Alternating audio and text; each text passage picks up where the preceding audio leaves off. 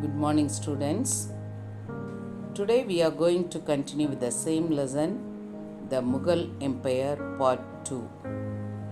In the previous class, we have learnt about Babur, ancestry and his early career.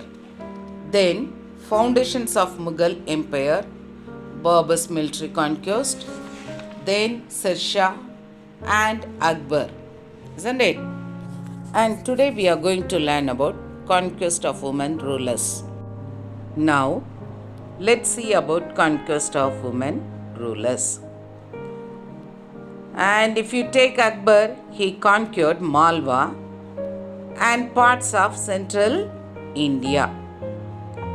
His defeat of Rani Durgavati, the ruler in the central province, is not appreciated.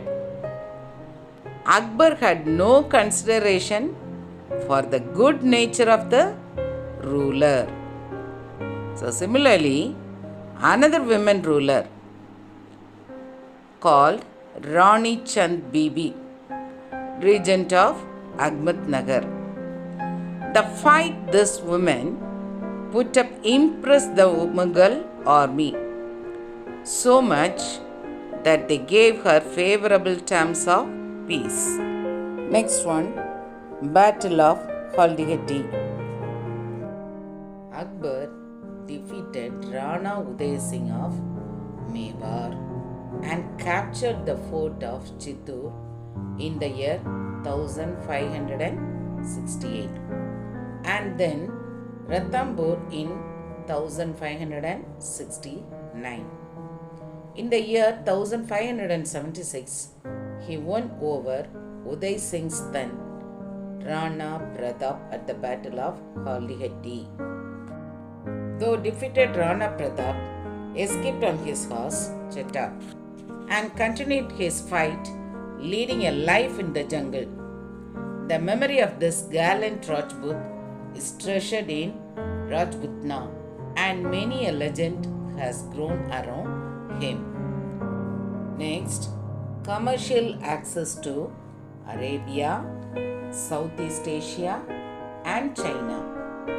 Akbar's conquest of Gujarat helped him to establish control over Gujarat's overseas trade with the Arabs and the Europeans.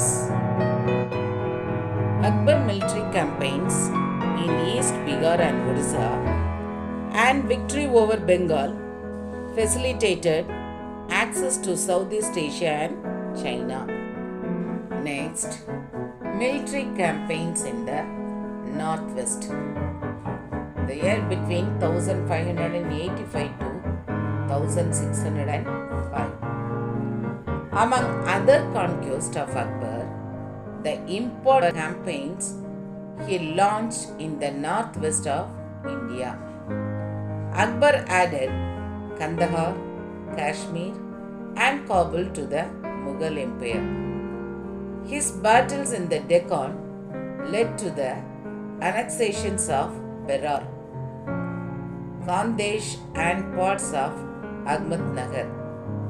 Under Akbar, the Mughal Empire extended from Kashmir in the north to Godavari in the south, and from Kandahar in the west to Bengal in the east. Akbar died in the year 1605 and his mortal remains were buried at Sikandra near Agra. Next, Akbar's religious policy.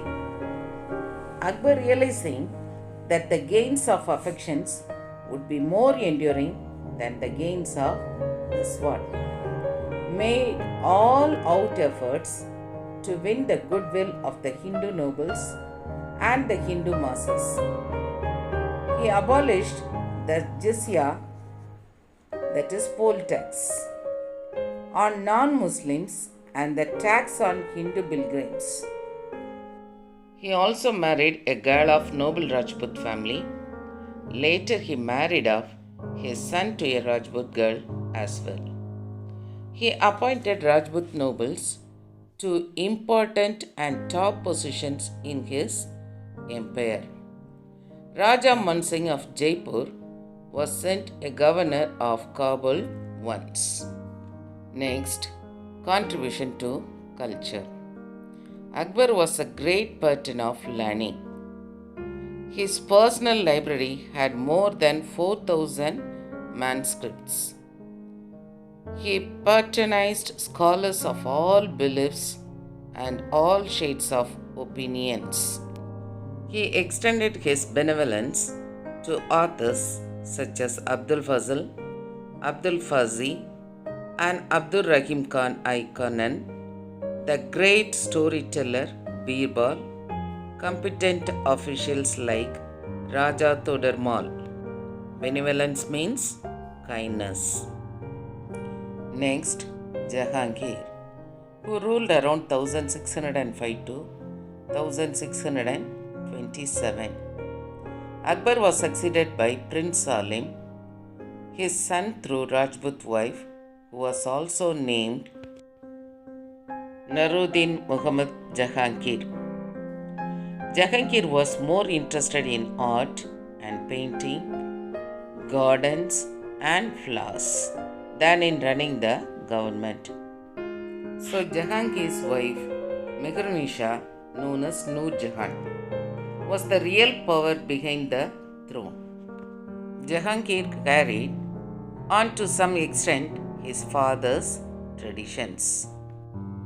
Jahangir granted trading rights to the Portuguese and later to the English. Thomas Roe, a representative of King James I of England, visited Jahangir's court, and this agreement paved the way for British establishing their first factory in Surat. Next, Shah Jahan. Prince Khurram, after a struggle for power, succeeded Jahangir as Shah Jahan. Shah Jahan ruled for 30 years and he fell ill in 1657, and the War of Succession broke out among his 4 sons. Aurangzeb emerged successful after killing his 3 brothers, Tara, Shuja, and Murad. Shah Jahan passed the last 8 years of his life as a prisoner in the Shahja Wood of the Agra fort.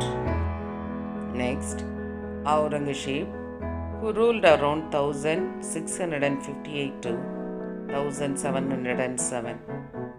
Aurangzeb, the last of the great Mughals, started off his reign by impressing his old father. He assumed the title Alamgir.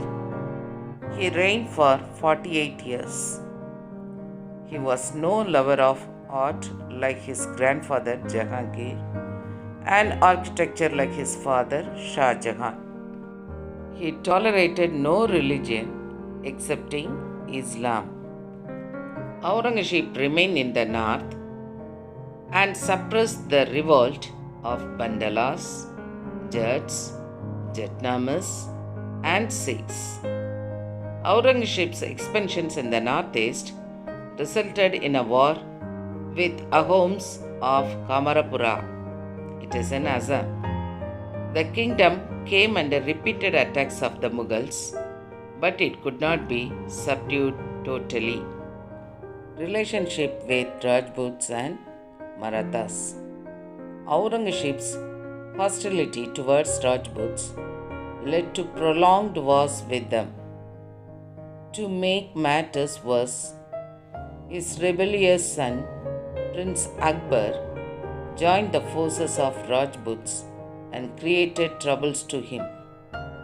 Prince Akbar entered into a pact with Shivaji's son, Sambhuji, in the Deccan. So Aurangzeb had to march to the Deccan in 1689. In the Deccan, Aurangzeb brought Bijapur and Golconda into submission. Shivaji had carved out a kingdom, proclaiming himself the Emperor of Maratha state in the year 1674. Aurangzeb could not stop the rise of Shivaji in the southwest. But he vanquished Shivaji's son and successor Shambhuji, who was captured and executed by him. Aurangzeb remained in the Deccan until his death in the year 1707 at the age of nearly 90. By the end of Aurangzeb's rule, the British had firmly established their trade centers at Chennai, Kolkata, and Mumbai. The French had their main trade centers in Pondicherry. Okay, children, now we are at the end of this class. We'll meet you in the next class. Bye bye.